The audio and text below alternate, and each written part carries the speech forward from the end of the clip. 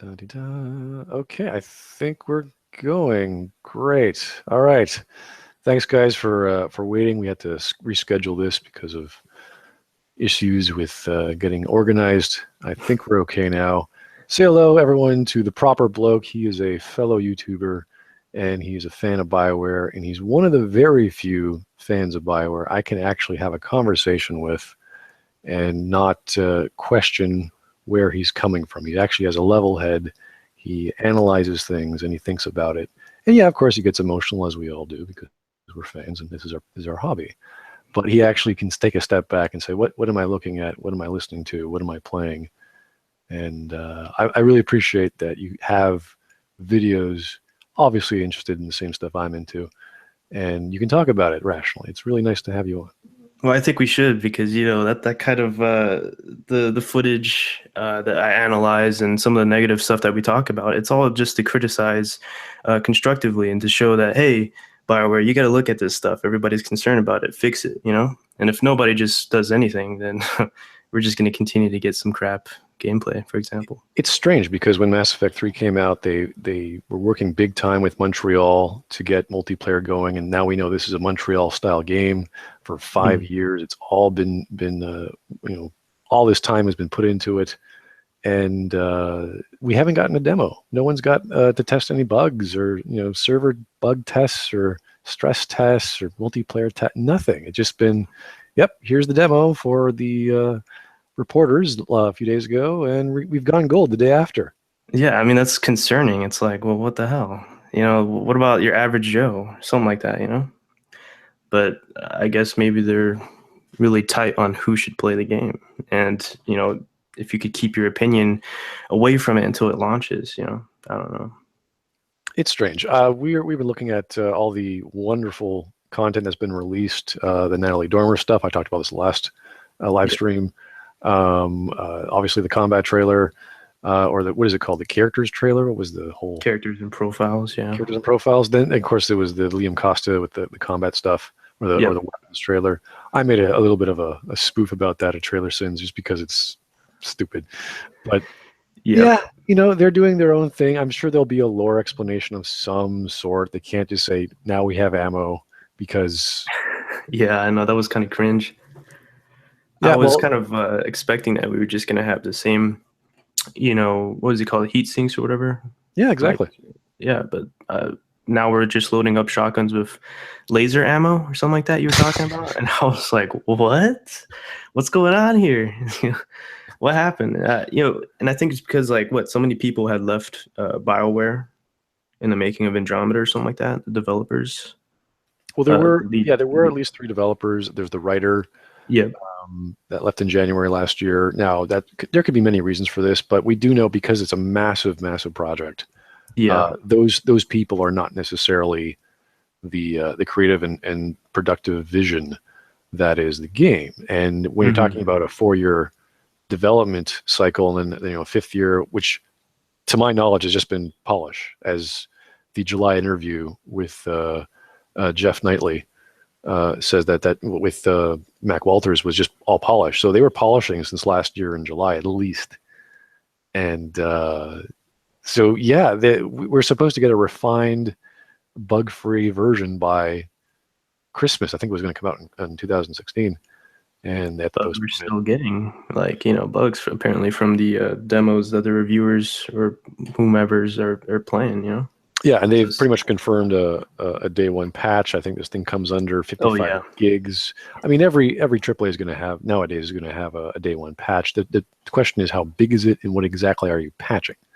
So as soon as you install this game, whether you load it up on Origin or your PS4 or whatever, it's going to be this 10-20 minute download depending on your high speed connection to get this day one patch. And I'm just really curious what the heck they patched, because the problems that we've heard from reviewers and videos from IGN, from RPG Site, from GameSpot, from Game Informer, they were all like, it's glitchy, there are some bugs, the voice doesn't load, the facial animations don't look good, etc., etc. So who knows?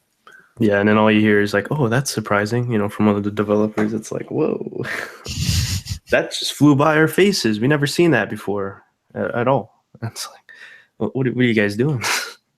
Well, their QA cycle and how they do software is for a project of that size. You have to imagine like the amount of iterations they have per level, per rig, per import of media. So, yeah, I'm sure there's a whole bunch of crap that they haven't tested yet that they're coming down to the wire, and it's just going to be an ongoing thing. I mean, these projects never really technically end. They're always being refined, and with multiplayer being a Oh whole other. yes. I mean, multiplayer is a whole other different aspect of the gameplay. When you look at the gameplay trailer last week, this was all single player stuff. This is all like you can do all this crazy customization and choose all these skills, but multiplayer is like, no, you're going to be playing as a Krogan or whatever, and he has a very select set of skills. Yeah, I'm actually wondering if we're going to get any multiplayer gameplay because we only got like a couple seconds worth on a pre-order video or something like that.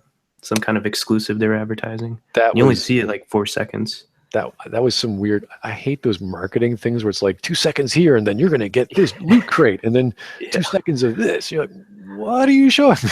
Microtransactions, man. Whoa. And it's like, whoa, get that shit out. I don't know. I mean, I think that's just the negative effects of being signed with EA, being owned by EA.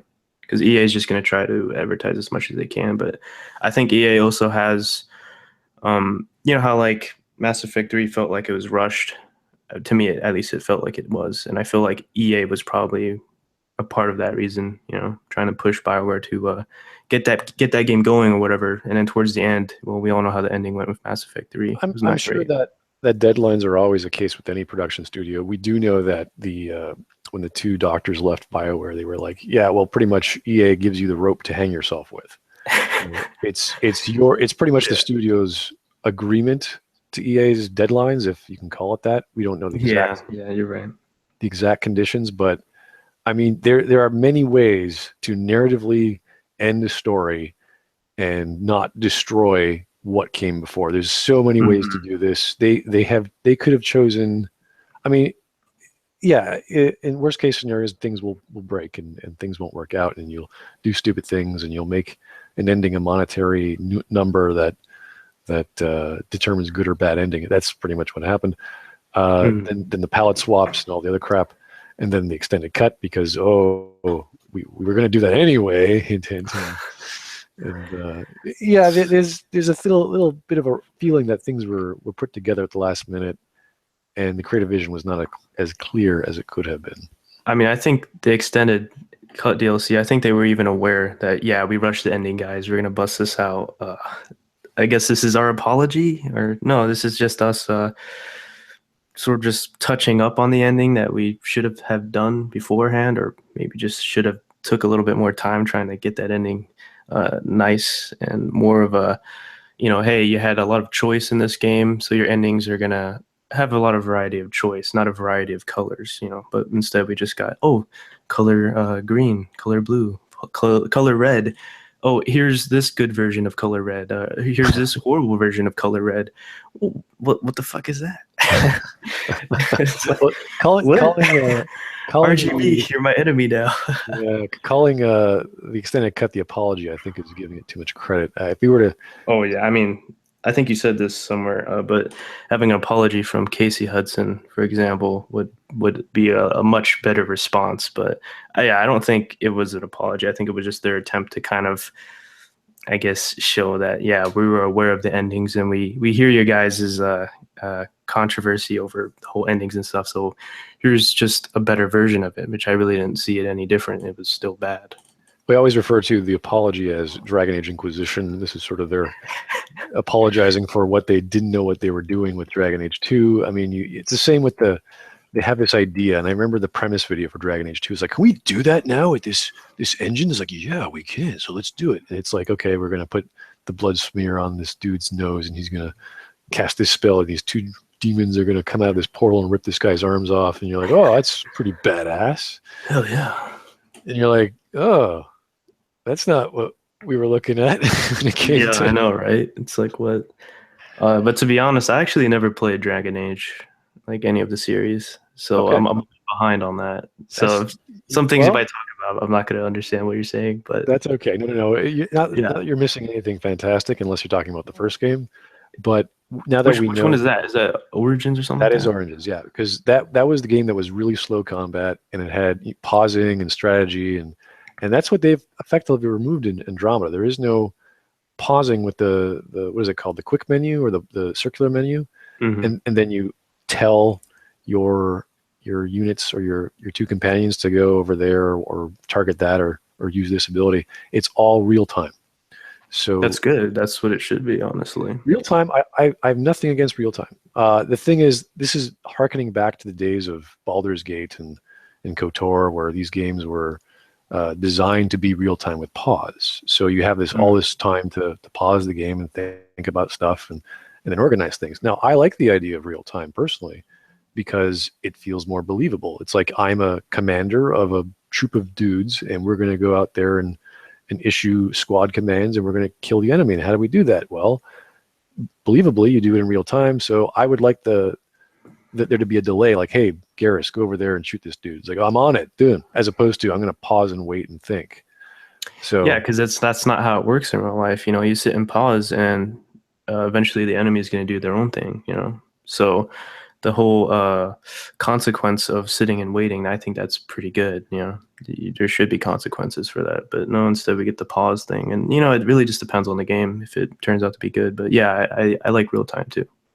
okay, so we're going to talk about your wonderful new or latest video, which came out yesterday, which is taking a look at the combat video, which I think was like 5 minutes long. It was roughly five, yeah, it was about 5 minutes long. So nice big video on combat and classes and all that stuff. And you looked at an angle I didn't even think about because I was just tearing it apart. So what was the angle you were looking at there? Essentially, what I wanted to do was take a look at the AI and kind of show that if you were to look at all the other videos like the combat footage and even going back to the 4K gameplay footage, you'll notice that the AI is not really like good in any way. Like you got the fiend that absolutely has like no intelligence whatsoever. It just stands still while you're shooting at it. It doesn't seem to actually be aware of its surroundings and anything of that sort. And so after seeing that, I was like, you know what? Let me just kind of just showcase how dumb the AIs look for the footage we've gotten, and show that um, it's a bit deceiving of what the narrator is talking about to basically deceive you from what you're seeing about the AI in front of you. And it's just like, well, I want to point that out, and that's essentially what I did. And it's not just the fiend. This is pretty much all the AI the Oh yeah, examples showed, right? the fiend was like my Kickstarter to the whole, you know, hey, let me just look at all the other AI. And after noticing the fiend, I looked at all the footage from previous, and I did my own analysis over it. And I even surprised myself. I was like, holy hell, the AI in general just looks stupid, Uh, like yeah, I think ridiculous. the best part was when you're using his the Pathfinder's using his fire ability on one of these mooks, and there's a guy on a column just to the right end of the screen. He's just ducking. He's just like, no, don't kill me. Don't kill I was me. like, what the fuck is this AI doing? He actually takes cover, right? And I guess Air's just his friend. That's his cover. But I was like, what is this AI doing? Okay, the other AI is getting burned to death, so it's walking backwards. Okay, that makes sense. But the AI on the right of him, it's just standing. He looks at you. He's aware, and he doesn't shoot a single time. In fact, he takes cover while you're crisping his friend to death with flames. And it's just like, what kind of challenging AI is that, or intelligent nonetheless? What kind of intelligence is that for an AI? I don't One know. thing I noticed the AI did not do is either they removed the concept of left and right barrel rolls or Oh yeah, ducking. They just sort of just stand there and move back a little bit. yeah. I went over that when you were shooting. Like, I guess you're using like a tech grenade or spike weapon. That kind of sounds like it came from Halo. The sound effects from it, and you shoot like these three little red bulbs, and they just fly into the enemy, and the dude just stands there, and it's just like, okay, I know you're trying to showcase what the tech weapons can do, but I never seen once where an enemy tries to dodge any kind of ranged attack you do.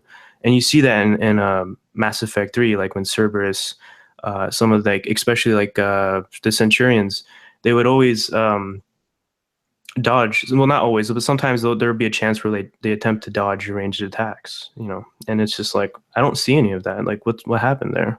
There's no challenge, you know. I think the design concept, at least what I recall from interviews, is that they wanted to get the open roam concept or the open exploration concept from Mass Effect 1. They wanted the squad mate missions from Mass Effect 2, and they wanted the combat or the gameplay from Mass Effect 3.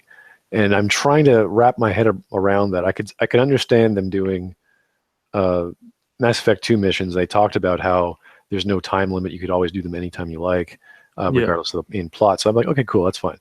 But the open roam concept in 1 and the gameplay in 3 are very, I wouldn't say they're diametrically opposed.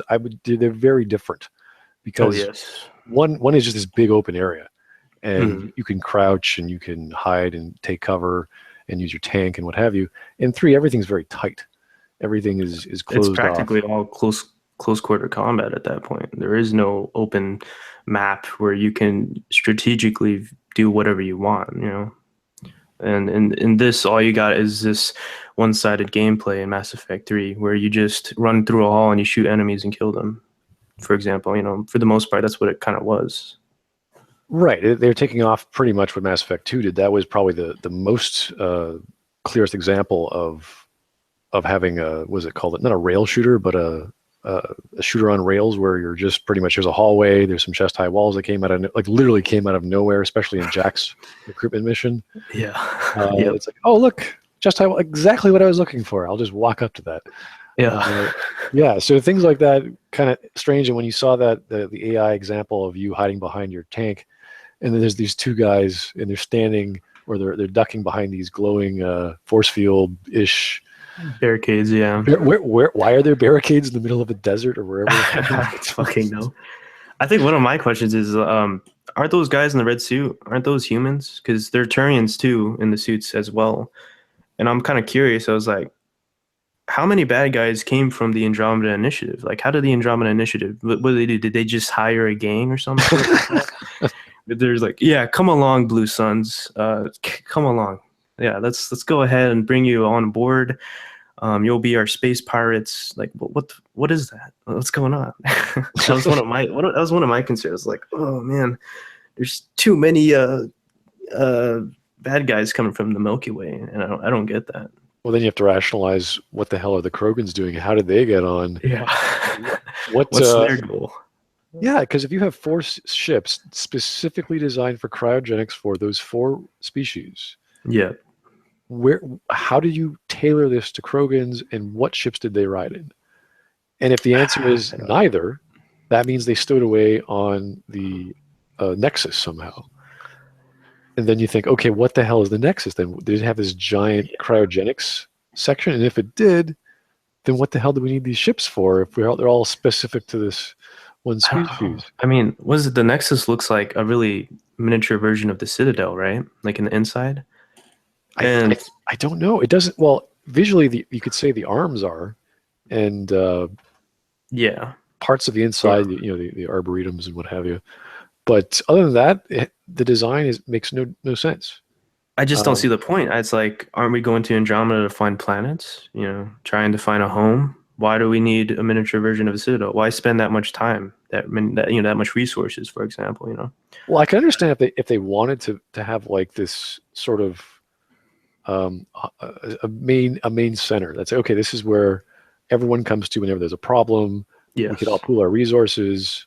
It could have been a big ship. It doesn't really matter. It has to be something Hmm. big. Fine. You want to do something big? Fine.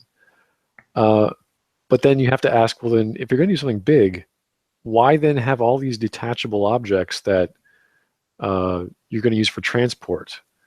And then they talked about how the ships were designed with the Odyssey drive. So the ships actually do the Mass Effect jump from the galaxy to up to the other galaxy. Yeah. And you're like, okay, then does this the Nexus Citadel wannabe have that too? How do you get I, that thing to like? It's There's all these questions start popping yeah. up, and you're just like, what was the design behind this?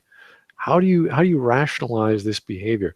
And I bet they're going to have a simple little codex entry saying, well, they did Yeah, this, but this it's is how not it going to be. happened. It's like, But whoa, but whoa, it's not going to be the most logical. detailed explanation for why this happened. So Yeah, I mean, I think, I don't know, maybe they're just gonna throw it out there and be like, all right, let's hope everybody goes with it.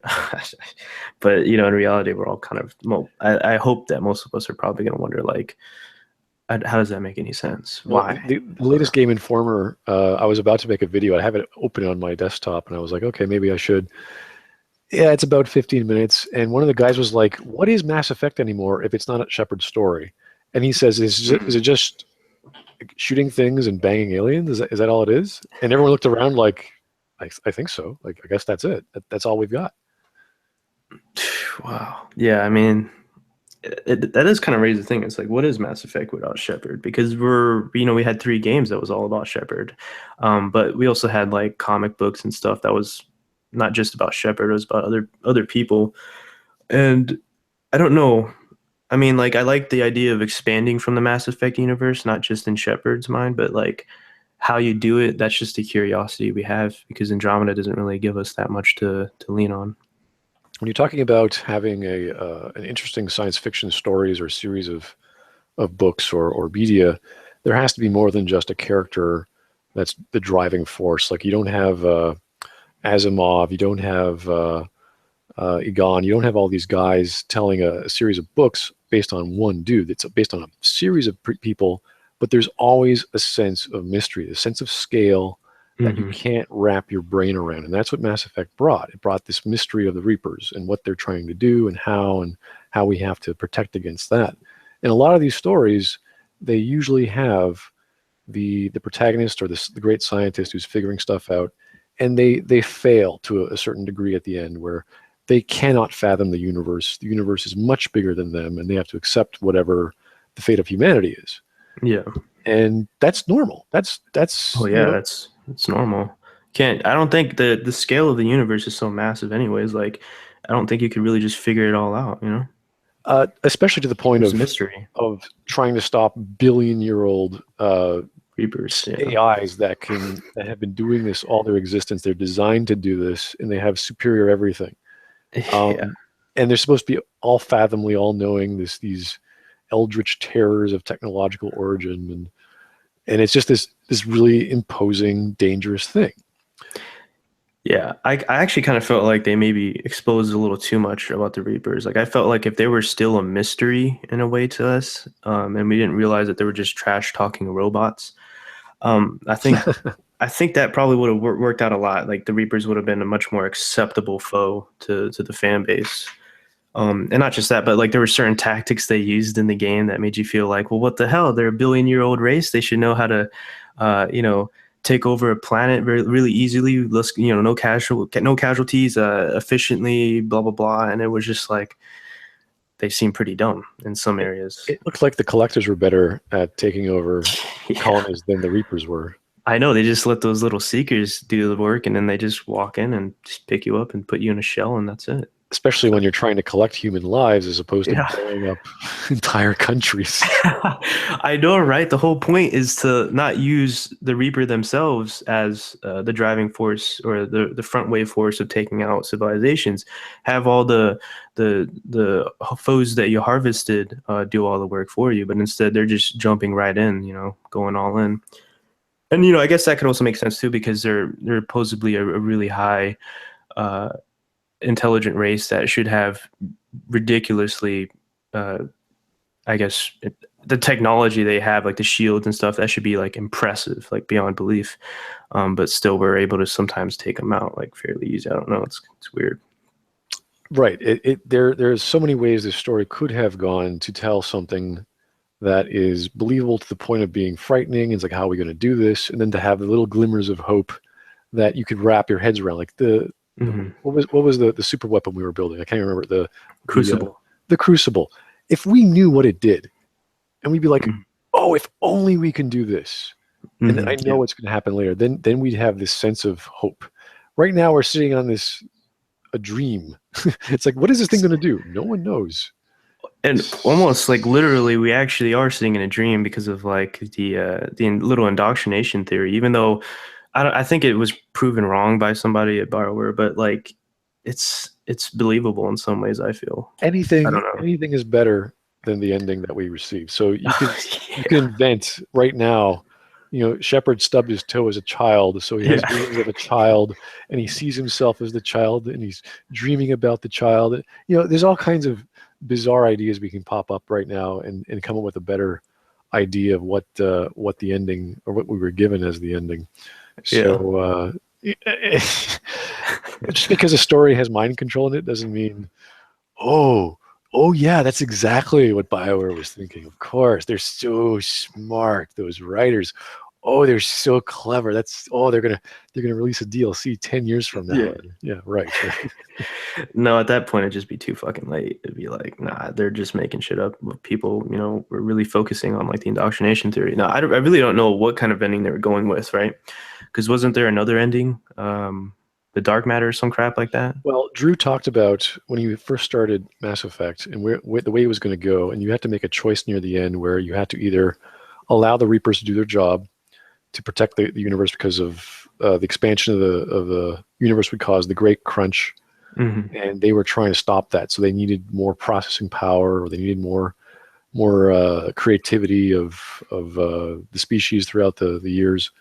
And you're like, okay, fine. There had to be an argument for that though, but they never got to that point in the design phase. And the second Hmm. option would have been, no, these guys are evil, stop them. So Your one-sided option, I guess, the way to tell a story. Yeah, they're really evil. We gotta stop them, guys. Good plot. Much thinking behind it. yeah, well, every time we go back to talking about the ending of Mass Effect 3, it's always like, okay, here we are again, trying not to rationalize insane people, trying to make an ending, or the ending of a trilogy make sense. Hmm. And they try to simplify it, and they end up shooting themselves in the foot. And now we have Andromeda because they couldn't go anywhere else with it. They could have tried. I actually thought they were just done at Mass Effect 3. I was like, oh, this is how you're gonna end it. It's the response we're getting. I mean, you're all getting. Assuming I'm referring to Bioware at this point. The response they were getting for the endings of Mass Effect 3, it was just like, okay, guys, I think we should probably call it quits for the franchise. Are you But no, kidding it's me? like, They would be like, this is our moneymaker. We got to make another and another. yeah, and I guess that's everybody's like, oh, Mass Effect Andromeda looks promising, guys. All right, let's go with it. And in the meantime, all they're doing at Bioware is they're just showing you footage that looks really impressive, but we haven't seen the bad side of things yet. But at the same time, I also haven't really seen much about Mass Well, Effect again, Andromeda from either. from the interesting reviews or video podcasts from the news reporters last week, they're saying a lot of things like you're just flirting with everyone. You're constantly talking to people. Liam is pretty much another Jacob. Yeah. Vetra, whatever the tall Turian is kind of like the mother hen. Uh, Hmm. Drax is just big ass badass Krogan. I mean, it's A typical Rex stuff. replacement, Essentially, I mean, yeah, essentially. people like that kind of character for obvious reasons, so they're gonna throw stuff in because people asked for it, and that's about it.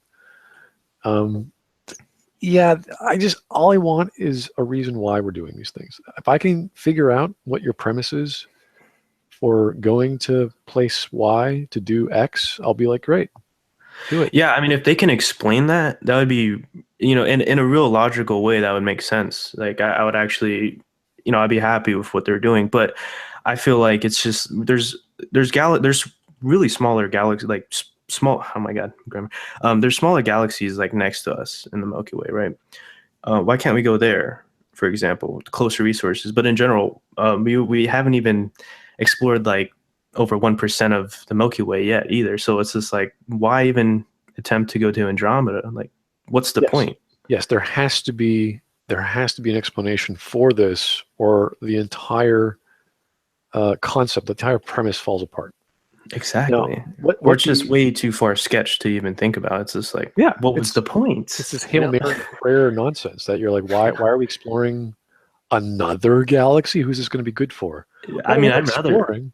I'd rather just have a prequel at that point. I mean, go back to when we first met with the Turians and we had a little war, the first contact war. You could still have the riders; they'd still be there because obviously the Yeah. father would be there. Mm.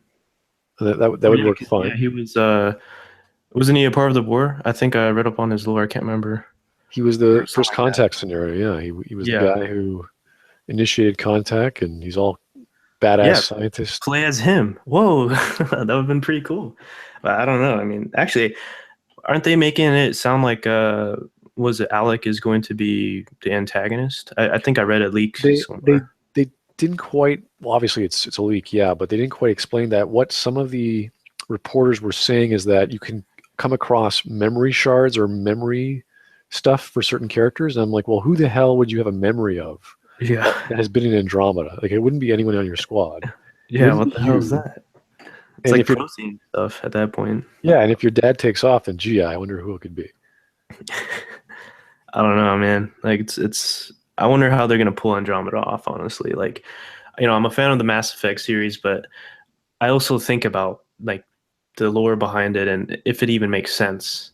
And I hope Andromeda turns out to make sense, but I really don't know. I mean, we haven't really gotten much information about it. I mean, probably won't till it releases. There's so much lore at this point. They actually did not voice the codex. They actually did not hire the old guy to do Hmm. the voiceovers for all the codex entries in the first game. So that makes sense. I mean, yeah, they got so much text content. You can't just throw another section of media on top just for the sake of it. So yeah, there's enough lore that it's either collapsing upon itself or it's become redundant.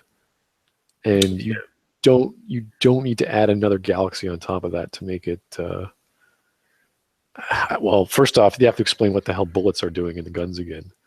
Yeah, I mean, I don't know. I wonder if it's going to be the same for the Andromeda races too. Like, are they going to have bullets for guns, or are they going to be smart and have heat sinks, or their version of a heat sink, or something like that? Well, it still comes down to an ammo system, but to then start changing things around, it's like, okay, well, where's the ammo powers? And they're like, oh, ammo powers are, I think Ultimate Delicious Pie, who's somewhere in our chat. Where are you, buddy? Yeah, I see them. I'm here. I'm just letting you guys talk. I was wondering when you're going to chime in. It's like, hey, he's here. Like, nope. I seen you join in earlier, but I was like, all right, I guess Yeah, he's just going to listen. I would just let these guys talk because I'll start saying silly things and. Well, you know about what they're It's doing fine. with the ammo powers. What was the thing they were doing this time around? Basically, it's very. Excuse me, sorry, I got a frog in my throat. Is that it's very similar to Mass Effect 3's multiplayer, whereby you equip a armor piercing, incendiary, and so on and so forth, but you've got like a limited number of them. So you've got like 5 armor piercing magazines or whatever, and then you equip it while in combat, and then it runs out, and then I don't know if you have to manufacture them or anything like that, but that's generally what they're going with. All right. Okay. I see. Something like that sounds okay. I'd rather them actually just say, here's an ammo block. It is like magnesium, and you shoot it and it explodes on impact or whatever the chemical properties of a certain element are. That would make a hell of a lot more sense. Then you get mods to make them shoot faster, or shoot harder, or more explosive, or whatever it is. Yeah. But to just say, oh, we're going to invent bullets now because that was never a problem before in the past. It's like, let's retrograde our weapons to like the Stone Age. How far can we go? These grains of sand aren't large enough for me. I need a bigger bullet. No, so they expand and they fragment, and it takes a larger. You're not listening, are you? You're out the window. But yeah, it's not about being efficient anymore for ammo. We've got to make some money. We've got to make some profit. Let's bring back the good old not infinite ammo back. Yeah. It's like the Helios cluster ones are they're plasma based. But yeah. I think in the trailer where it says like it's heat seeking based technology, it's like plasma is super hot material and you're heat seeking. Yeah, how are you doing that? Is there some kind of like biotic power of the gun? Is it reverse heat seeking whereby you go to the coldest target? Yeah, I know. It's kind of one of those things like, how does that work? Like, okay, it sounds cool, but like logically, how does it work? Every bullet is a little miniature missile, and it just sort of yeah. It's a little nuclear bomb in your little bullets. If they actually had things like that, like what's that gun out of Elysium where they retrofitted the AK and it fired up that air bursting round and it just took out that drone, I'd be like, okay, that'd be kind of cool, you know. Yeah. At least that's something like you kind of go, okay, this is the Helios weapon, yeah. Because I was talking about in the comments ages ago, like they don't seem to understand that your shielding is based upon the weaponry that you're going to be using. So if they're using heat-based weaponry, then all their armor systems, their defenses are going to be against against that heat-based attack, right? So what happens when they come across against a railgun, mass driver technology? It's going to be completely inadequate. So yeah, I mean, it's like the evolution of technology that the races went through, Yeah, it's like man wore plate mail armor because he didn't want to be bonked on the head by something. Yeah, they didn't just make the armor because, hey, it looked freaking cool, Hey, no, there was a reason behind it. It was for protection, Well, keep in mind these are just the handguns. We didn't bother equipping our bigger ships with, I don't know, any kind of defenses, any kind of weaponry. Yeah, we're just here to explore, guys. Essentially, we're going to colonize your galaxy and just take it over. And sort of, we can't take over the entire galaxy in 1,000 years, but we're just gonna come and just be your neighbors. So we're gonna assume that none of you guys are gonna be enemies, and we're not gonna have any kind of defensive weapons on our ships. I don't know. Actually, I think there was a defensive weapon on the Hyperion, though. It was kind of like built into the hull, like the whole hull itself, but I don't know. It looks kind of weird. I think they're just going for passive aggressive colonization here. We come essentially anywhere near us within a gun range. Yeah. We come at peace and we just get blown up. Like, what was it? Isn't there an arc that we're in? Like, isn't that the Hyperion that gets wrecked? Like in somewhere in the it gets trapped, doesn't it, within the Scourge? No, that's the Tempest. Oh yeah, that weird stuff. What's that called? The Scourge. But the Hyperion, from all the images and such, it shows the Hyperion actually crash landing. So and then you see your character fly out of it, right? He's like, he's like, you see him, like it's in one of the cinematics, isn't it? You see him holding on, and then he's falling, and then his visor breaks, and he's like, oh, thank God, this is an oxygen-rich environment. Yeah, thank God. Otherwise my ears would probably implode or some shit like that. Like all the air would just like instantly like vape out of my lungs. A lot of people were pissed off that because you had a brother and there's two kinds of people that are kind of strange. One of them just wanted to be able to choose an alien as a protagonist, and that's kind of cool. It's a great idea, but it's hard to customize an alien voice if you're this kind of alien. And then you have to do a specific character. So it'd be like you have to choose a preset of that character, and it'd be like the male Turian dude, and there'd be like the female Turian, and then they'd have to go on and on and on. So it'd be too much effort. So I sort of understand that. The other end of the spectrum are, of course, the Uber fans or whatever dark part of the internet that is, who says, well, if you can't bang your sister, what's the point? Yeah, let's bring in some incest. That's what they're thinking about in Bioware. What more do we need to completely be perverse in this series? I mean, you could already have all kinds of relations with aliens.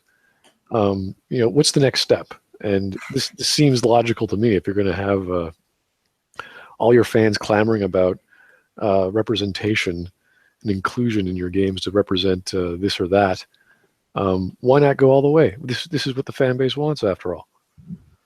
Maybe that's what the Nexus is. It's just basically a big giant safe space for the council races. Let's get the hell out of here. We need to get out now. Things to us. We need to go over here now. It's a strange, like, we get all kinds of fans on our channels, and we're trying to talk to them as humans might talk to another human, and it's like, okay, I have to stop talking to you right now. You are making the most childish argument, or the most namby-pamby sort of whiny statements to me. I can't do this anymore. And it's such a bizarre reaction to these people. You're complaining so much. It's like, listen, I'm analyzing it. What part of my analysis didn't you like? Can you please tell me? Yeah. They'll point out when I was critiquing Emmy Follower, and it was all he did was quote me, and I'm like, okay, what's wrong with that? Can't you see it's negative? And I'm like, well, what? it's supposed. I'm critiquing him. There's something bad I'm pointing out, and this is what's bad. And they wouldn't give me a straight response. And I'm like, dude, what do you like? What process goes through your head when you say these things? Aside from someone's talking smack about my hobby, therefore I must defend it. I don't mind that. I don't mind they have to defend themselves. Just make sense. You know, whoever you are, just make sense. I'll be happy to entertain you, and just do that. Then there, of course, are the people who think you're like a terrorist or God knows what bizarre. Yeah, your whole agenda is to basically make pointless content and then, you know, profit from it. No, that's stupid. I actually had somebody like assume something like that with my latest video, and I was like, dude, it was an analysis video. I'm analyzing over the dumb AIs, but out of nowhere you're like, I could tell by the sound of your voice that you're just doing this for the profit.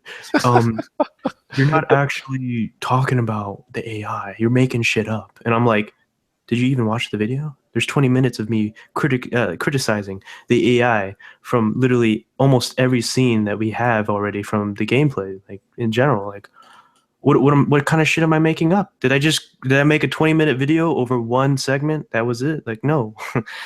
And so there's arguments out there, and there's assumptions, and there's just, I don't know. Some things people say really just piss me off. Yeah, people, I'm getting used to that now. I'm sorry, I was talking over there for a moment. Do apologize. But it's like, yeah, people do the allegation effect to try and shut you up, and they kind of like, yeah, they say things like, oh, well, you may have allegedly kind of meant it like this way. It's like, oh, no, just because you have a sociology degree doesn't mean that you understand human beings, you muppet. One of the latest ones I got, this is actually during the stream, the guy was saying that, well, you know, police officers are taught, you know, to fire from a distance. So really, you know, if you get close, a gun wouldn't be as more effective as like a knife. Or I'm like, dude, it's a gun. It's a gun. If the closer you are, the worse the damage. I don't get it. You know, I'm just like, dude, like police officers are taught to be a certain distance because they don't want to get hurt themselves, and they use a gun as a last resort. And yeah, they shouldn't have to take out a knife to defend themselves. The whole point is to keep a distance and protect their lives, essentially, if anything goes down, you know? Right, but we're talking about police officers as opposed to if you're a dude in the middle of the wilderness and there's an alien coming at you. I don't think the rule of law no longer applies here. Well, and if you can get close to a guy and he hasn't killed you yet, and for some stupid reason he can't shoot you in the head, you are going to shoot him in the head, and he is going to die.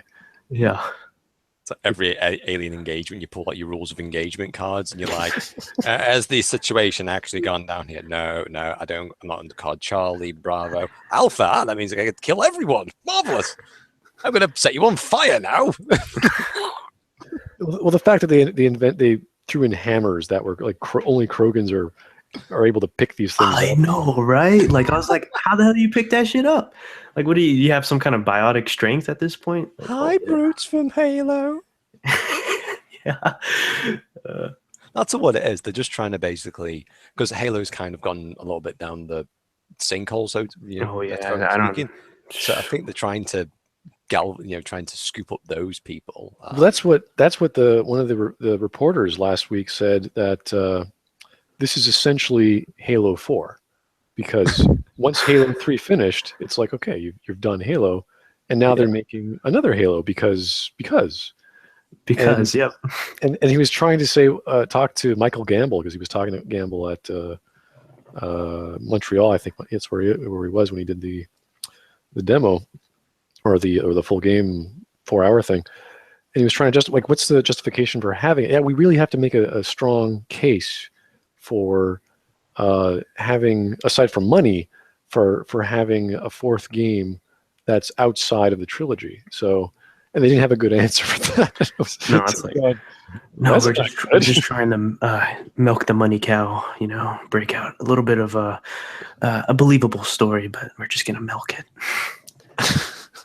That's what it sounds like. I mean, for Halo, I don't know. Halo kind of died for me, honestly. I just lost interest in it, but that's what I feel like Microsoft is just trying to get them to, I guess, milk the money cow, make up shit, and have it believable, acceptable, I guess. I don't know. I remember the comment he made about, because people are talking about Korra in the chat, and I'm like, you know what? The guy from Game Informer is like, well, there's this one girl who has a hawk, and he's like, what? There's an alien with a flying hawk? He's like, no. What the fuck? It's a girl, and she has a mohawk. You can understand that a mohawk could like fold down on someone's head, because I don't know, I've never seen a mohawk before. But he had to actually explain that. And all the people in the comments were like, oh, this guy doesn't know what he's talking about. It's like, no, he actually really does know what he's talking about. Everyone else around him doesn't know what they're talking about. Exactly. And it's just like, oh, guys, can you just relax? Like, these fans are out of their minds. They're just the most they're the most obtuse people trying to communicate and have a rational discussion with. It's Unfortunately, yeah. And some of them even try to sound like they're like really intelligent. Like they, like they actually know what you're talking about, but they're going to disagree and argue about it. But in reality, when you look at their argument, it's sad. Yeah, I during that stream, there's like, oh, well, he pronounced cats to be vets or something. And, oh, he doesn't know what he's talking about. Yeah, that's not. He's an unreliable source. He's not credible. It's like, yeah, people okay, were, you mispronounced the word, whatever. People were nagging me because I was, instead of saying MEA, I was saying ME4, and all the guys are like, you don't even know the subtitle of the game. Like, yeah, he got so triggered by, what the hell? I mean, it's Mass Effect 4. It's the 4th game. What? And it's just not a sequel, guys. It's not a sequel. It's not a sequel. It's not a sequel, guys. Yeah, guys, it's not a sequel. You have to write it 10 times ago. It goes before. It's outside the trilogy, but it's set within the same universe. That's what they're doing. Yes. Yeah. It is just nuts. I remember I was in one guy. He was like, maybe you should go and read the lore. I was like, okay. Then started making quotes, and he kind of shut up about that. It's like, yeah, bitch. Don't ever say to me, go and quote. It's like, go and read something about it. It's like, I clearly have. I'm directly quoting from thy holy codex, and I'm sticking up thy holy arse. So.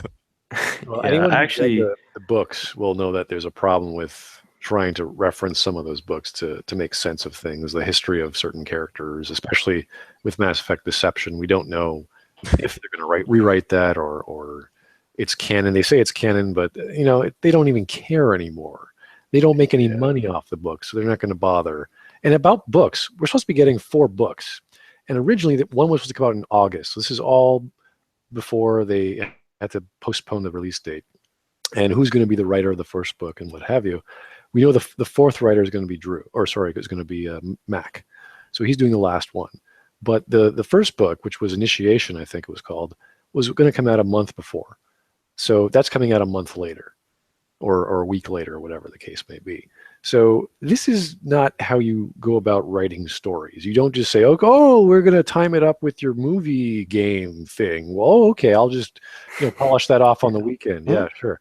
That's not a very good sign of the quality of writing from a novel or novella. It's, the writer does his job and then he steps away. He doesn't say, oh, now I'm writing for the next 2.5 weeks and you want it done. Okay, great. I'll call my editor and the publisher will give you ready for us. It's like, no, that's not quite how it works.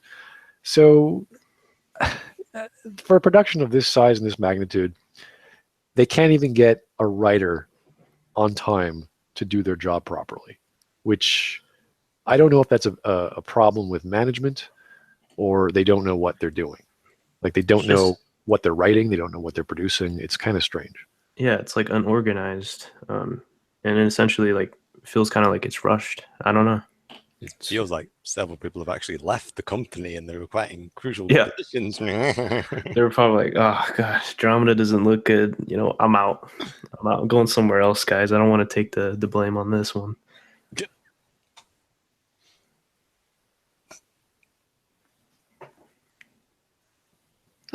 Okay, so awkward pile. Yeah, everyone gonna go home. So let's just check out the chats. I'm just going through the massive long list. I'm sorry if I'm a little slow here. Oh, we talked about the indoctrination theory. Oh dear, please don't bring that up. The scourge. Yeah, we talked about that. The evil plant. The evil space plant. Yeah, everything. Everything with the engine has to have a tree. There has to be some magical alien tree, a mushroom, an organism that's a plant of some sort has to be around. So yeah, why not have it a giant space tree that traps your ship, because it's so cool. What else is there? Yes, they should let Drew do everything. I mean, even if he didn't write everything, he was just in charge of the writing. I think bringing Drew back would have been a very smart idea. Well, I was saying this on the after action, weren't we? I looked up on by PC Gamer standards what they said. He came back in 2015. I was wrong about the 2012. He actually left in 2012, and then, but yeah, apparently he came back to Bioware in 2015. Not sure what he's working on. Whether he's working on Mass Effect or the new IP, I can't. I thought it was the Old Republic. Well, no, he was on that. He left the Old Republic 3 months after launch, and then he came back. Do we know anything about the new IP? Like anything at all? Like leaks? It's not an RPG. That we know It's that. not. Yeah, which is I don't know. When you talk about Bioware not making an RPG, like what are you doing? Yeah, I mean it's You're like wrong studio. They tried to do that with that 4-player multiplayer online thing. What the hell was that called? I can't remember. Well, but there was all to do Command and Conquer as well, didn't they? And that went. They did. Up. Yeah, they got the rights to Command and Conquer. Well, EA gave it to them, and then they released a trailer for it, and then he went, no, it's going to get canned now.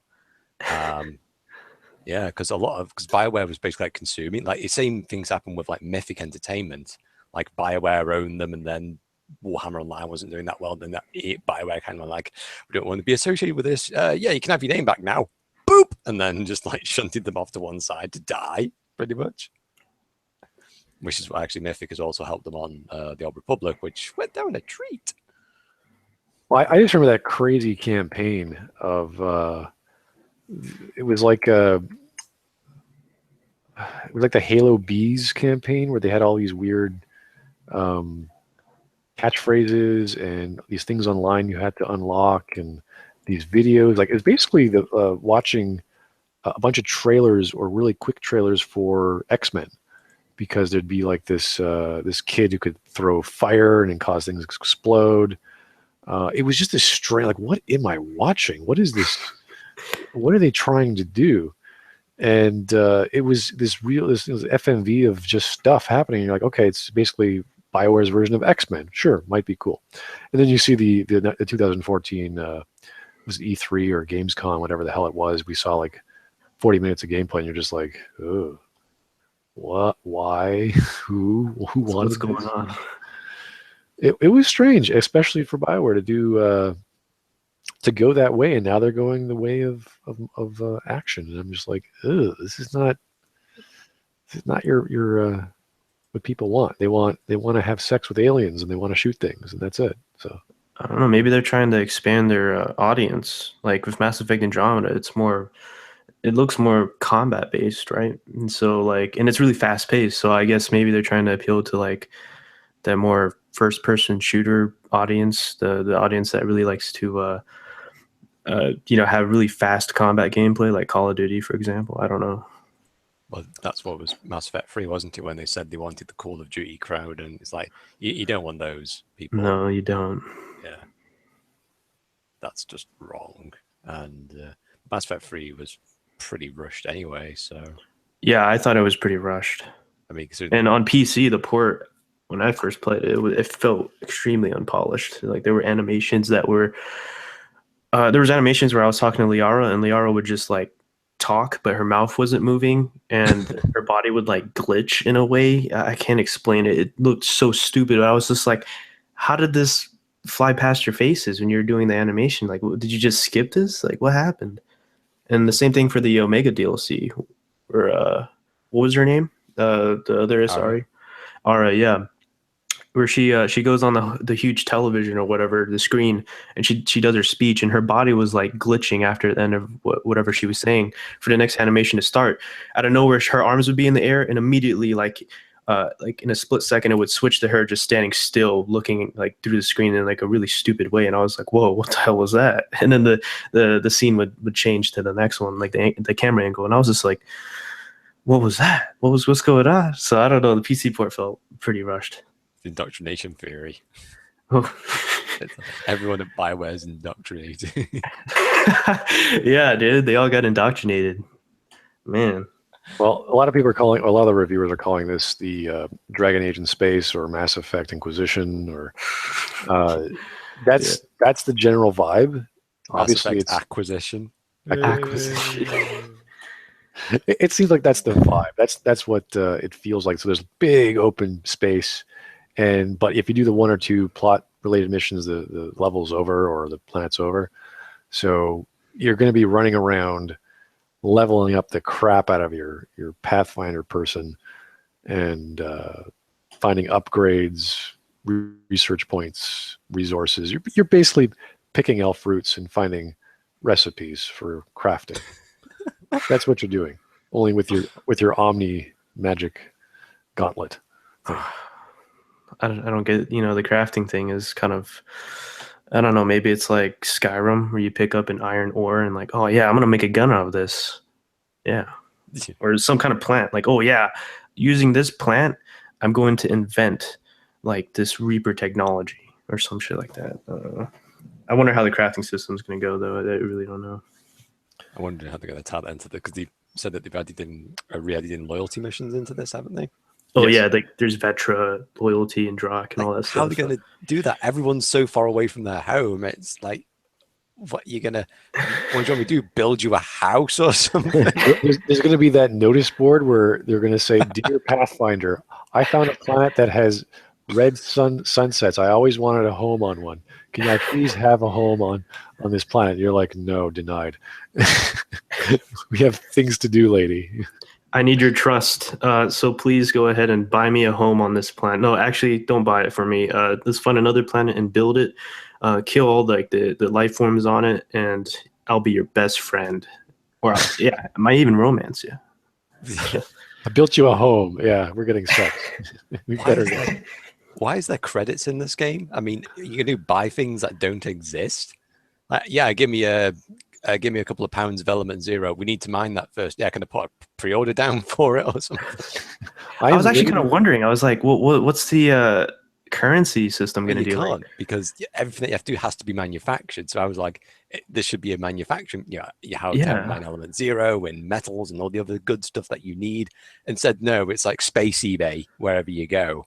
Yeah, but like when you're trading with the new alien race, the Ingarians or something like that, like they're probably not going to use like the currency that we have. Yeah, it's like why would we even have the currency in the first place? So what are we going to trade with? Like, what's the point of currency? Well, think about it. If you are stealing everything from a native race, wouldn't you have like this big trade set up? I have like 5,000 units of iron ore. I could buy that thing over. Like, that's pretty much, it's going to be this trade war game where you're just trading resources for, I don't know, spaceship parts or guns and stuff. Money is no longer, well, I'm sure they'll introduce some relevancy with I guess they have to make an economy somewhere. It's not stupid to do that. It's just when you start off and you're just stealing and raping and bombing and stealing, you're like, okay, I got all this crap. Let's trade it for stuff I actually need. What would be funny is like The Witcher 3, where you're going in somebody's houses and you're just stealing all their shit, and then you just sell it back to them, and it's like, what? Can you do the same in Andromeda? I don't know. It's like a British settler coming to Native American Indians and kind of go, "Here's £5." It's like the American Indians just like, "What is this lump of metal?" Like, here's a gift coupon for Denny's. I feel like maybe we should be using like the alien currency they have or something like that. I feel like bartering system. Yeah. Or maybe just have a trade system where you just trade your junk. I don't know. Trade your junk. Not the sexual innuendo that Mass Effect's already gone. You don't want to be trading each other's junk, man. Yo, I'll buy this for you, but we're gonna have to have sex. That's the trade-off.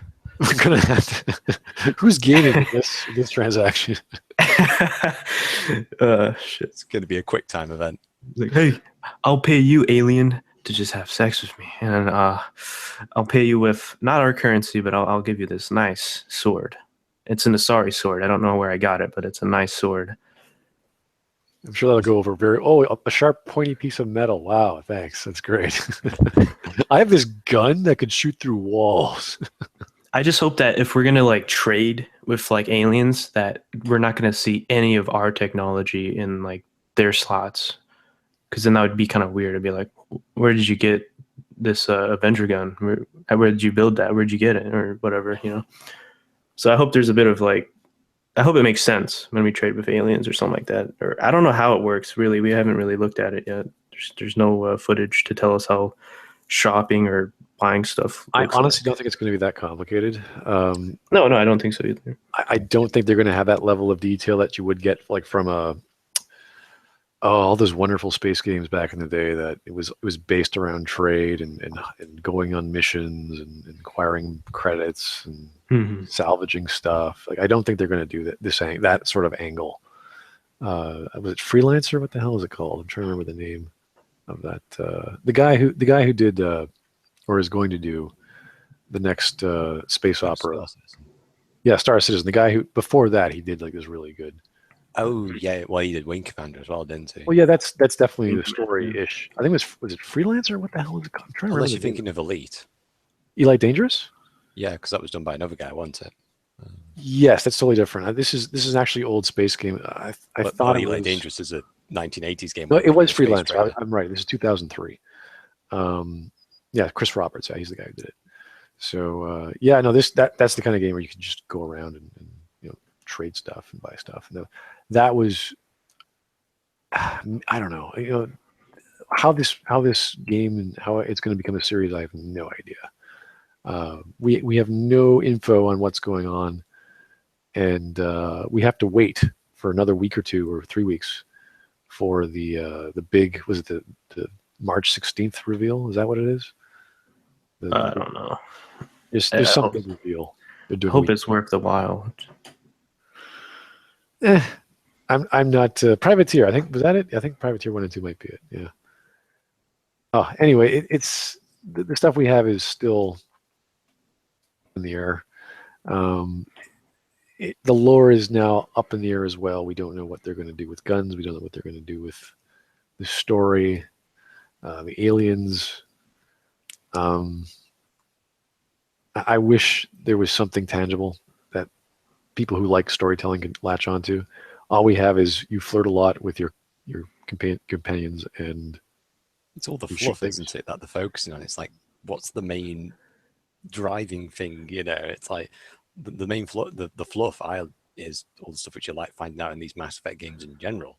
You know, you're talking to Garrus or Rex and so on and so forth, but you know, you don't want to find out in the trailers and what have you what Rex and the Genophage was all about. You want to find that talking to Rex personally in the game.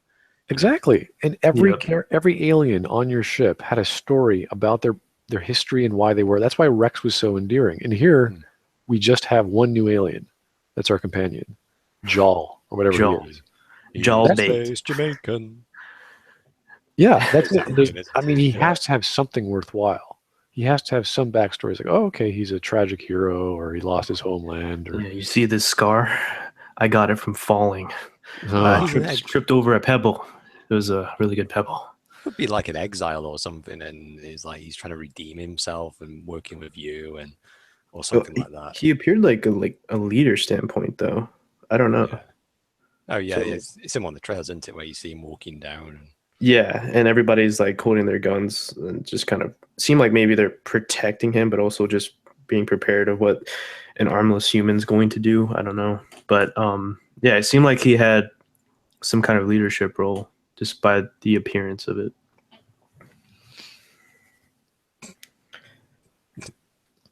So I'm just reading the chat right now. It's like,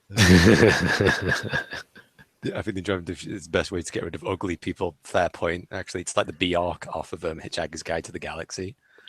He's going to stick the most useless people and then just send them out into space. Yeah, you're going to be colonizing Andromeda, guys. Totally. We need the best of the best. Just make sure they suck at genetics and all the other things that's horrible in their genealogy. We don't want these people procreating anytime soon. Yo, we need to lessen the population count. Okay, so let's go ahead and send a couple of billion species of bad genetics and send them to Andromeda. Yeah. Maybe that's why like everyone kind of goes, "Where's the Turian? Where's the Asari?" It's like, yeah, because they didn't bother sending them. It's like they just sent the humans out. Yeah, let's send in a sorry. That sounds kind of annoying. That's I don't know. That's just me. I don't think what's her face, Phoebe, or yeah, PB, yeah. PB. She seems kind of interesting, but I'd have to play around and see how she really is. You know, get to Well, learn her. But if, all you gotta do is go to the website. We talked about this before. Go to the website, read their bios. They're the dumbest bios you've ever heard. Yeah. what is what? Yeah, Oh, you get like things like the famous quotes of the people that you have no idea who they are, but they've got a famous Yeah. quote already. yeah. So it's like, Oh yeah, like Drock's quote. I can't remember what it was. Humans are meat. Like, okay. you know how many humans I've seen die. Your meat. You're supposed to like, yeah, well done there. Well, you've understood basic decomposition. Good Idiot. little pie jack. Oh, great like, quote. Yeah, it's like you do realize that you're working with humans, and there's a limited number of us. We don't want to die. We're all trying to work together here, not become enemies as soon as we get to Andromeda. You know. I wonder how many people are going to try and bang the Natalie Dormer's Asari chick. You know. Yeah. Oh, Marjorie. No, the other comment or the other quotes are just like PB is like, oh, what is it? The Been there, done that. Yeah, the Milky Way galaxy is like so old. It's like, what? Yeah, the Milky Way is so like someone's already been there, done it. Even if I haven't done it, someone else has. It's like you've gone to the Helios cluster. There's already alien species there. They've already done the things there. What are you? You're an idiot. Yeah, you guys talked about this too in the last live stream too. Oh yeah. yeah. I went into more detail. I actually started reading them out to Smud there when we're off hours, and it's just like it's like Cora Harper's like being a biotic, and like her biotics are so sharp and that people can get like weird about it, and it's like, yeah, do you know the lore of Mass Effect and biotics in humans? They're still relatively new, and you're still going to be persecuted. You know, just. Do you know history? She worked with Asari Commandos. Oh yeah, that's hot. But what is it? What do you think about the whole controversy behind Cora, like being related to the elusive man or Jack Harper? Yeah, I think it's Jack Harper. Yeah, I don't know. I personally don't know. It's just a name, honestly. It's just like no one knows anything. No, I know that's the thing. Nobody knows anything, but I don't know. It just seems kind of weird, sketchy. I know it's going to be like at the very ending. It's going to be like, you know, DLC, the Cerberus returns or something. Oh my god! No. Oh man, I'd be so pissed. I'd be like, "What the fuck is this?" It's like ending. Like right when the ending happens, she's like, "Oh shit, we're about to die," and then you just see Cerberus like ships teleport out of nowhere, and like, "We're coming to save the day, guys." Oh, kill all the Turians, by the way. Or like the Archon takes his mask off and he's actually 10 minutes like, see, your Cerberus was an idea. Like, what the hell are you Or maybe there's like Cerberus plants in the Andromeda Initiative, and they're gonna try to bring the same human, anti-alien, I guess, ideology or something like that. And I don't know. I mean, I've heard something like that, but I feel like it's kind of dumb at the same time because the Andromeda Initiative is filled with other races. So yeah, there's a bit of a thing about with Cerberus, because like when you're Mass Effect 2, actually a lot of Cerberus are actually okay with aliens. It's just they want humanity's role to basically be a lot more solidified. Yeah, obviously you get like your terraformers and I'm sorry, you go ahead. No, go ahead. Oh, sorry, mate. But yeah, like you get like your fringe elements, like, you know, your terra firma or whatever they were called. It's like, yeah, okay, they're lunatics, they're useful idiots. But Cerberus is kind of like, no, we just want to secure humanity's future so that we're going to be prospering for however long we can actually go for. That's all what their mission is. Yeah. Some people take it too far. They're like, oh, no, man, Cerberus is racist. They're speciest. And we're going to, let's pound them, man. They're terrorists. Let's take them out. And it's like, I think originally they just wanted to, secure the freedom, not the freedom, but secure the human race from whatever. And so, like, I assume the same would be for other races too. Like, let's secure the Turians, like, let's secure ourselves. So I don't know. Well, what actual aliens do we know of that are there? There's the Angoras and there's the Ket, right? Those are the two that have been revealed. And then the remnants. That's the Reaper. That's like the Prothean-ish, Reaper-ish, yeah, Geth-ish kind of people. We don't know what those are. What would be funny though is like we figure out like, oh my god, the remnants. Where did they go? What's going on? and then you find out that they were taken out by the Reapers too, and you're like, what the fuck is going on? I'd be kind of like, whoa, the Reapers' plans.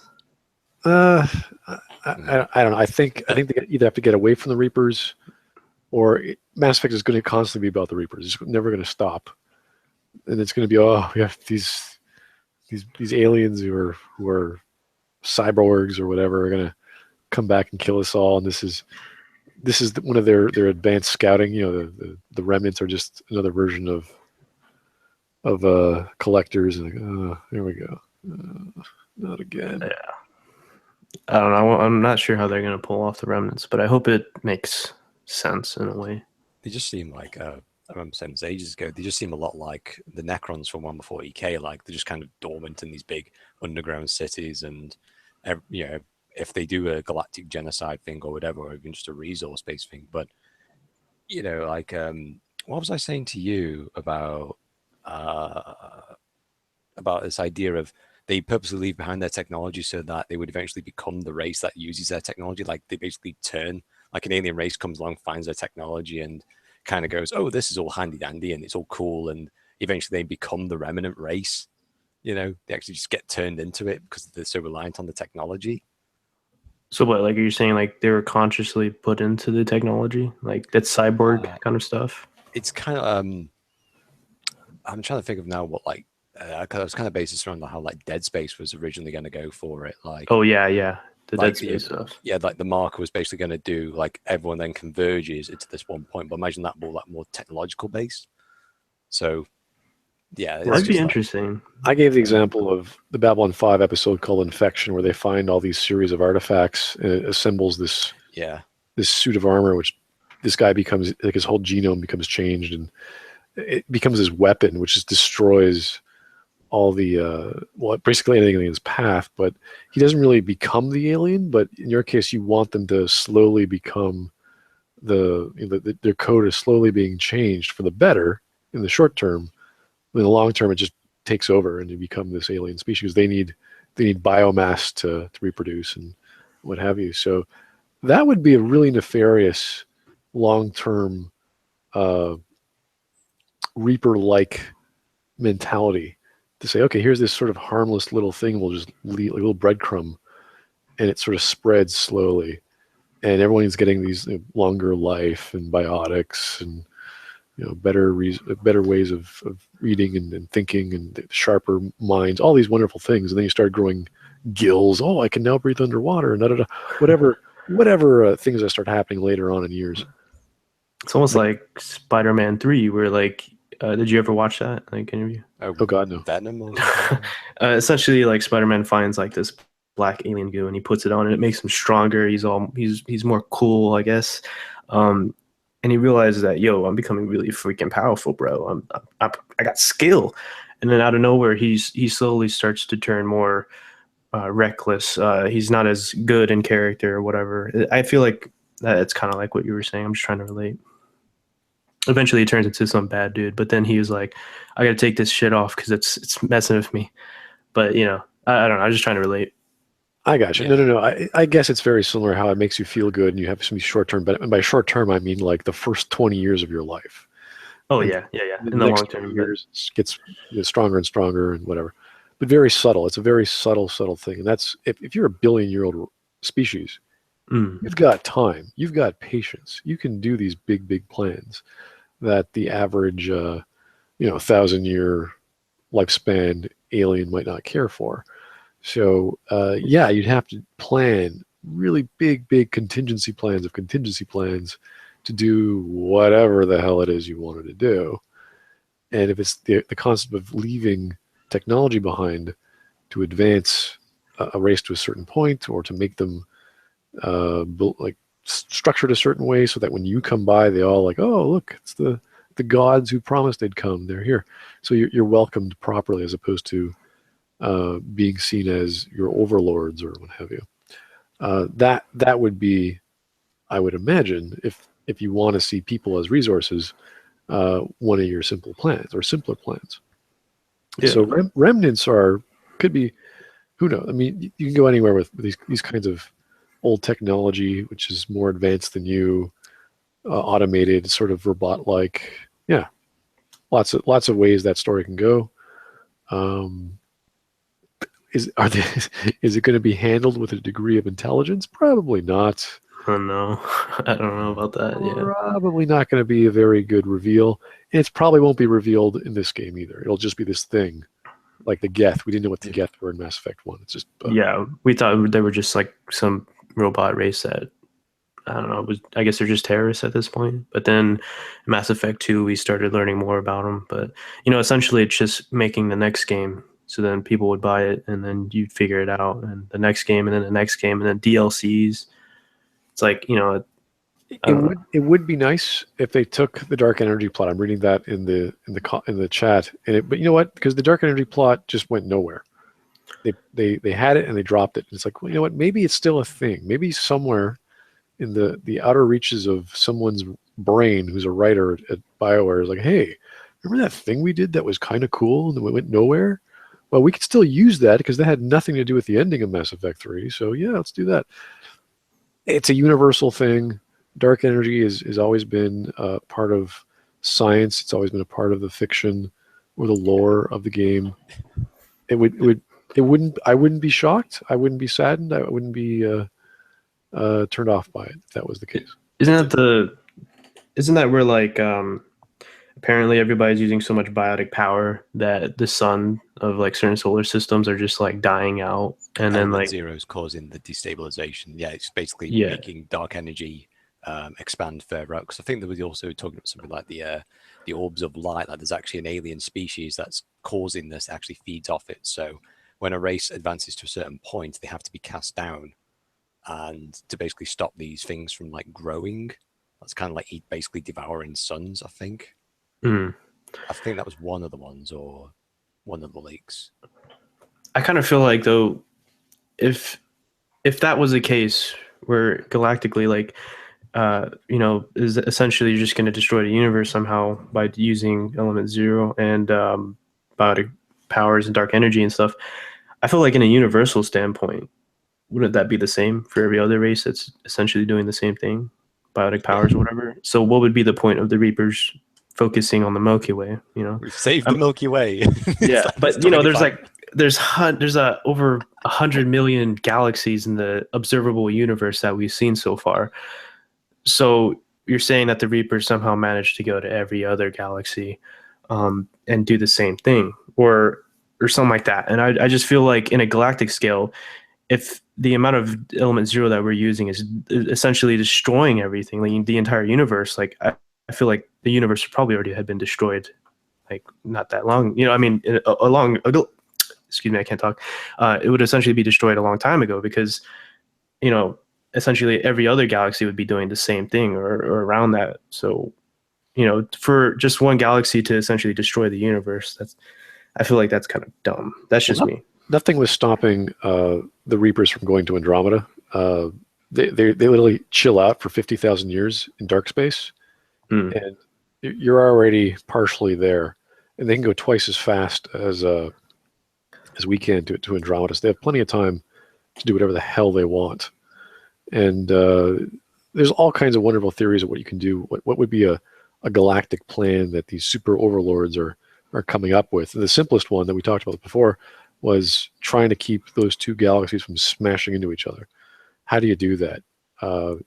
It's use basic forms of gravity, certain gravity fields that repel each other. You can do that with basic objects. If you do it with basic objects, you can do it with larger objects and larger and larger and larger. So remnants could be going that direction, using a whole bunch of automated tools, slowly chipping away at certain suns, certain solar systems, certain clusters, changing the trajectory that way. That would be amazing. That would be brilliant. But what would be the point of it? To keep those two galaxies from smashing into each other and destroying everything. But why not just move to another galaxy? Because the Reapers were originally from the Milky Way, and they want to protect their home world because that's what they're programmed to do. So that's right. Because what was it, the Leviathans essentially created the Star Child, right? So I know, like, the lore is kind of cringe. Right. I mean, we're just speculating here, but you know, if Yeah. they're going to give some galactic scope that is not retarded, and you are in another galaxy, and I'm just like, again, I'm just brainstorming. We're having creative conversations here. I could see a plot like that forming. I could see a plot that brings back dark energy and the Reapers, or automated machines to slowly chip away at certain suns, certain sectors of that galaxy. Because the Andromeda Galaxy is gigantic. It's Oh, way yeah. bigger than the Milky Way galaxy. It's like 1 trillion stars. It's like 2 or 3 times larger than ours. And Yeah, it's so like, you have but to. there's not enough resources there, apparently. Like, all right, man. our ship has run out of power. Well, go to warp or go to light speed. Get a solar panel, stick it on your ship. Hook that treadmill up to one of your generators. Come on, get Or the going. hamsters that you can get in mass. Yeah. My hamster-powered ship. You look at the drive core, it actually looks like a big hamster wheel. So it's like shit. so you got like element 0 enhanced hamsters like away. It's like, what's that light moving around like in a circle, spinning really fast? Oh, that's a hamster. We put him in like this little biotic suit, and he just continuously runs. Hamster centrifuge. Yeah, there's a lot of things we maybe get talking like with Mass Effect. Do you just watch like it's like someone was like really articulate and then they found alcohol throughout the mid of their lives and you just think like, you know, You know what'd be really cool, guys? You know that kid that we killed off at the start? Okay, he comes back, but it's not really the kid. It's like so deep, man. All right, guys, let's see if the masses go with it. You know, let's see if they get the joke. Yeah, some good stuff. Hit me up with that. It's like designing the Crucible. Like it needs to move, right? It needs a propeller. In space, yeah, makes sense. Yeah, that's good. Yeah. Oh yeah, I like how the Crucible looks like a gigantic ball sack. It's like actual fact the Crucibles is basically like the Clipmaster 5000 or something, just going through space. Yeah. I love that though. It's like what? It's like we have no idea what it does. I think the best one was from Liara when she said, "It's like we don't know. It's like the power that is unmanageable or unthinkable. It's like you know how much element 0 is placed in, so you therefore can do a calculation of how much power is going to be put out. If you do not know how much power is coming out of it, you have measured the stars exploding and universes exploding. If you are saying that, then dear God, this power is something that we should not be messing around with. This is like nuclear bomb technology to like cavemen. Yeah, I mean, it's like trying to figure out something that we really don't know anything about, and it's just like, why use something we don't know? You know, figure it out. Yeah, like is there other like crucibles like floating around like en route, just like basically just launched off, and like how would any of this work? Like it's like, okay, if you look at the MO of like how Reapers work and what have you, like they lock down the Citadel and then all the mass relays get turned off. It's like, well, how are you going to build the Crucible now? You don't have the resources, the manufacturing capabilities, let alone the scaffolding to build this thing. What's the point? Yeah.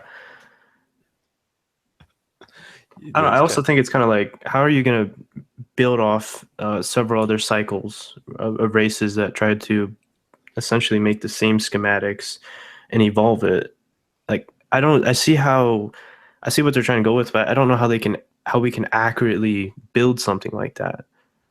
Because I don't know, like, wasn't the Crucible essentially like destroyed several times, or the cycle that tried to build it, all the plans was still like there, and it's such an insane, stupid idea. I mean, trying to rationalize this super weapon that does who the freaking hell knows what, and it never worked all those times. And oh no, this time it's going to work for sure. Yeah, we'll try it this way, even though we don't have the final piece. Whatever we need the final piece for, we don't know yet. It's just asinine. It just you cannot consciously have a plan of action like that. I just feel like they should just had it ended the game where you actually lost. Like you lost against the Reaper, where you really couldn't do anything because these races, the Reapers were just so advanced. They knew they knew everything that we couldn't even figure out or whatever because we just haven't been around so long.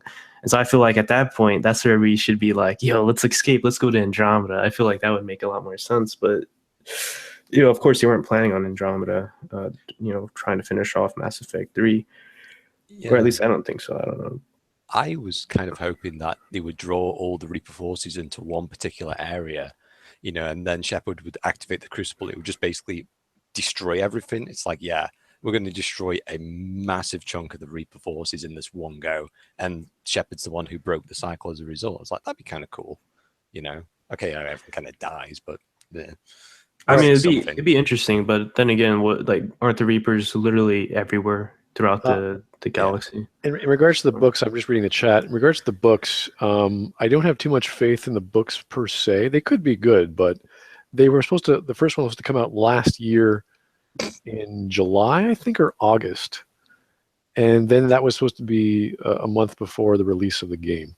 So that never happened, and nothing was stopping them from releasing the book during that time.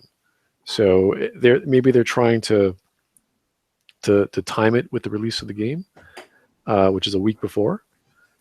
Great, fine, but they have 4 books coming out, so that means that the publisher, the editor, the writers all have to get their stuff cleaned up, and Mac is one of the writers for the last book. So, I mean, have you ever read any of Mac Walter's books? I went through those ridiculous comic books with Liara and Shepard and the pre-Mass Effect 2 story. This was like one of the worst comics I've ever read. And I've read quite a lot of comic books. I still do. It is so, I mean, if you're like 8 years old, let's say you're 8 or 9 years old, and you really like Transformers, and you think Transformers are cool, and you have all the toys, and if you were to write a story about Optimus Prime and his best buddy Bumblebee who died, and how would you go about bringing him back? That's the story that was written about Liara saving or bringing Shepard's corpse back to Cerberus. This is the level of intelligence. I thought it was Blue Suns that brought you back. They were trying to take it. They were going to sell it to the collectors, I think. Oh yeah. That's what they're trying to do. And Liara had to go in there and kick everyone's ass because that's what Liara does, apparently. Yeah, she seemed more badass than her usual self. And she had the help of a Drell person who helped her out. Yeah, which that leads off to the what do you call it? The some DLC for Shadowbroker. Yeah. Oh yeah, Shadowbroker. My bad. I didn't hear that. And that's why she was so reserved when she saw you. The whole point of her mission was to bring you back to life. And you see her, and she's like, "Oh yeah, I'm really busy. I wanted you to hack. Can you hack a terminal for me? I really need your help." It's like, what? I'm too busy. It's good to see you, by the way. I'm glad you're alive. Not a surprise, but I'm busy. I need your help, by the way. Yeah, it just. You lose weight. What's that red stuff on your face? What's going on? No, it's just... It didn't really put me back together again. It was a rush job. Yeah. Oh, I had a question. So it's not really a question. It's more like speculation. But somebody commented on my video, and it was like, the Andromeda Initiative is going to Andromeda, right? So the distance between exiting the Milky Way and going into Andromeda, isn't that the dark space essentially? That's where the Reapers are hanging out. So why didn't the Reapers, if it was close proximity, and apparently there's so many Reapers to somehow traverse through the Milky Way and efficiently, figure out what race is this and if they're harvestable, shouldn't there be enough Reapers hanging out in dark space to figure out that you're about to fly past them? I think you're not detectable in FTL. Well, But the Reapers would be kind of like having a finger on the pulse in terms of the technological development. Like if someone was capable of building an intergalactic drive, the Reapers would be like, whoa, whoa, whoa, whoa, whoa, let's put a stop to this, Yeah. the But they idea don't behind combat is that as soon as anyone goes to FTL, combat's over. You can never find them again. So this has to do with extremely wide open spaces of starless space. There's nothing out there, or there's dark matter or things we don't know are there, so we can't detect them. So Yeah. it's the I'm trying to remember, is it the non boson atoms that cannot be detected by our normal means. Like we just can't figure out what's there. There could be stuff there we don't know. So yeah, going to FTL, they would never, like, how would they detect that? They'd have to have some other technology to figure that out. Now, because they can actually make mass relays that are ridiculously powerful, Like almost instantaneous. pretty much, yeah. I mean, the distance between here and Andromeda is vast, but they can do it. If they can make Oh yeah. relays, if they I can mean, make relays, yeah. they've been around for billions of years doing the same stuff. I mean, they practically evolved to a point where the technology doesn't really need to change because it's already as efficient as it needs to be, right? They're never going to discover a new technology from another species. That there's Yeah. nothing. Because there's no challenge behind it. There's not another race taking them out, hunting them down. And so essentially, there's no evolving of the technology. They could just keep it the way it is. Yeah, and so there's no growth. There's no like that. It's kind of asinine to have this mentality of we have to protect you from yourselves. So we're going to put you in our version of yourselves, and that's good. I don't like what it doesn't make sense, and in trying to rationalize the whole I'm the parent, I know better, therefore I should kill you and then remake you into a cybernetic version of it. Just like Yeah. it's just stupid. I don't even see the point. It's like the universe is gonna eventually collapse against itself, or I think there's this theory where the universe will just continue to stretch, and then everything will literally just rip apart. And so, if the end outcome is that everything is going to end and no longer exist, what's the point? I don't know. But then again, apparently the Reapers were programmed by the Star Child, which was also programmed by the Leviathans, apparently. So I don't know. It's maybe the programming is what's keeping them from going on, or maybe it's just bad writing. Because the parenting was super egotistical. The outcome of the child, which is the catalyst and thereof, is just as warped. Mm. I'm assuming that's the mentality of these. I never played Leviathan. I don't think I can stomach most of the stuff I've heard about it. So it's I guess if you can accept it, then it's all right. But if you're a big thinker, and you think about logic a bit, essentially you find out that it was a lot of Leviathans that created the Reapers at that point, because the Leviathan created the Star Child, and somehow the Star Child managed to harvest the Leviathans to then create the Reapers. And then at that point, it's just like, well, how did that happen? What did the Star Child do? Like what?